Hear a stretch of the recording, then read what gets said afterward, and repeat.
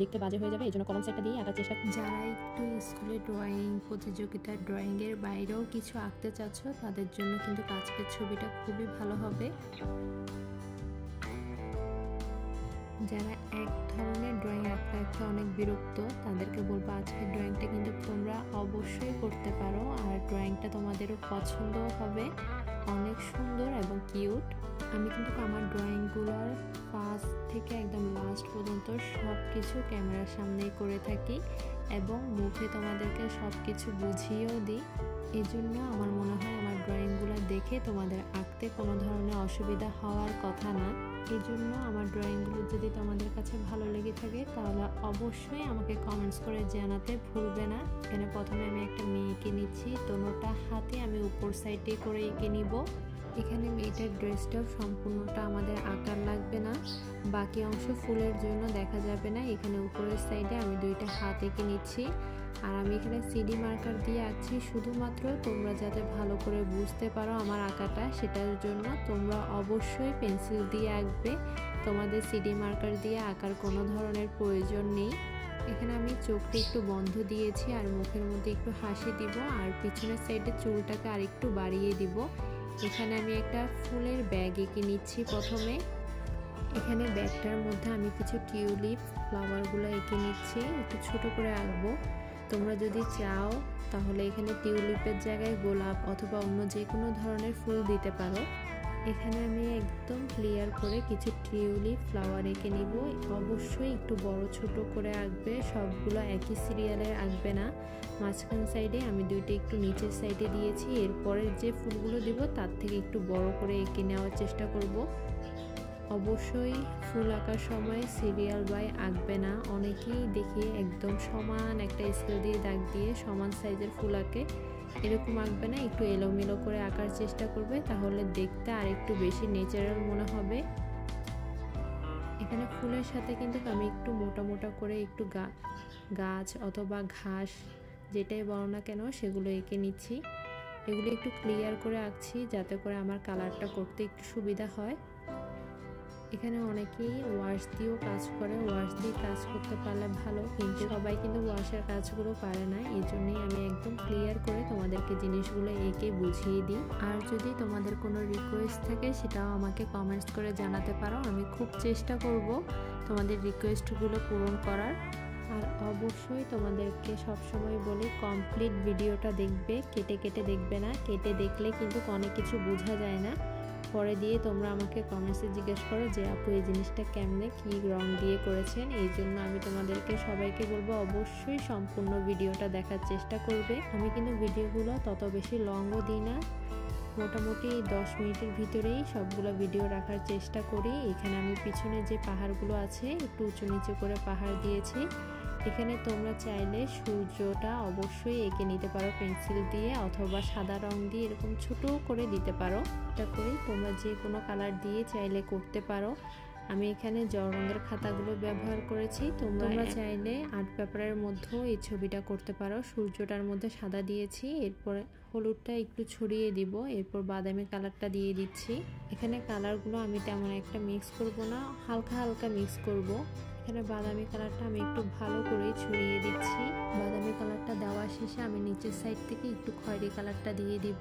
আকাশটা আমি একটু কালারফুল করে কালার করব, কারণ কালারফুল হলে কিন্তু আমার ছবিটা একটু দেখতে বেশি সুন্দর লাগবে। এখানে পেছনে আমি একটু বেগুনি কালারটাও দিয়ে দিয়েছি, এরপর লাল কালারটা দিচ্ছি। এখানে বেগুনি কালারটা খুবই কম পরিমাণে দিব, এরপর লাল কমলা যে কালারগুলো আছে সেগুলো দিয়ে ভালো করে মিক্স করে নিচ্ছি। তোমরা চাইলে এখানে আরও কিছু কম কালারও ব্যবহার করতে পারবে, সমস্যা নেই। এবার আমি উপরের সাইড থেকে একটু বেগুনি কালারটা দিয়ে দিব। বেগুনি কালারটার সাথে একটু নীল কালারটা মিক্স করে নিব, সাথে একটু আকাশি কালারটাও দিয়ে দিচ্ছি।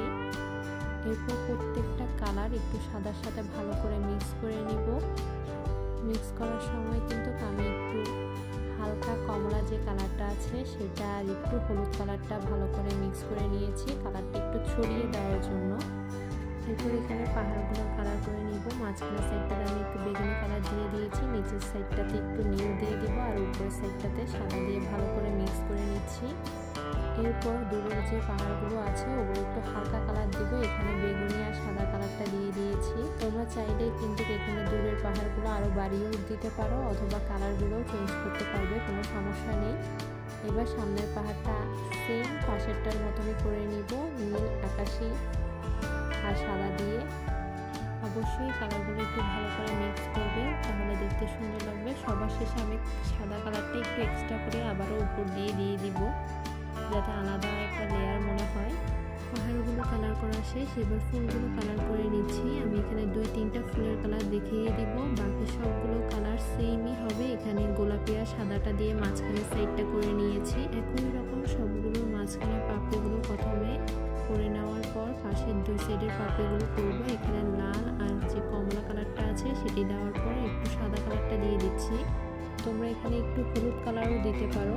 সবগুলো ফুলের পাপড়ি এভাবে করে নিবে, কারোরটা একটু ডিপ, কোনোটা একটু লাইট করে কালার করবে, তাহলে একটু ডিফারেন্ট মনে হবে। এরপর এখানে পাতাগুলো কালার করে নিব। প্রথমে টিয়া আর হলুদটা দিয়ে দিচ্ছি। একই রকম কোনোটাতে হলুদ আগে দিবে, কোনোটাতে টিয়া আগে দিয়ে এরকম কিছু পাতা কালার করে নিবে। কয়েকটা টিয়া হলুদ করার পর কিছু সবুজ কালার দিয়ে দিবে, কোনোটা একটু হালকা আর কোনোটা একটু গাঢ়। অনেকের ছবিতে দেখি এক কালার গাছের মধ্যে সবুজ কালার দিয়ে দিবে, টিয়ার সাথে মিক্স করে নেবে। এরকম করে করবে না, প্রত্যেকটা ফুলের পাতা এবং প্রত্যেকটা পাপড়ি আলাদা আলাদা করে কালার করবে, তাহলে তোমার ছবিটা মনে হবে যে অনেক ডিটেলসে করেছো এবং দেখতেও সুন্দর লাগবে। এখানে দেখতেই পাচ্ছ যে কতগুলো পাতা আমি একটু গাঢ় দিয়েছি, কিছু একটু হালকা। এরপর আমি ব্যাকগ্রাউন্ডটা একদম ডিপ করে কালার করে নিব, তাহলে আমার ফুল পাতা এই জিনিসগুলো আরও বেশি ভালো করে বোঝা যাবে। এর জন্য ভালো করে নেভি ব্লু কালারটা দিয়ে দিব, সাথে সবুজ কালারটাও মিক্স করব। এখানে প্রত্যেকটা ফুল পাপড়ি তোমরা দেখতেই পারছো আলাদা আলাদা বোঝা যাচ্ছে ব্যাকগ্রাউন্ডটা ডিপ দেওয়ার কারণে। এরপর মেয়েটার ফেসটা কালার করে নিব। এখানে একটু হলুদ, সাদা আর পিঙ্ক কালারটা ব্যবহার করেছি।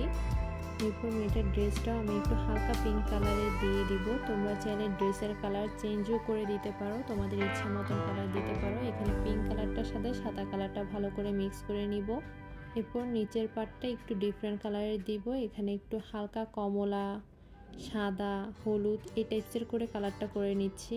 কিন্তু ড্রেসের পুরো কালারটা একটু হালকা টাইপের রাখলেই বেশি ভালো লাগবে, কিন্তু সব কিছু ডিপ হয়ে গেলে তখন দেখতে ভালো লাগবে না।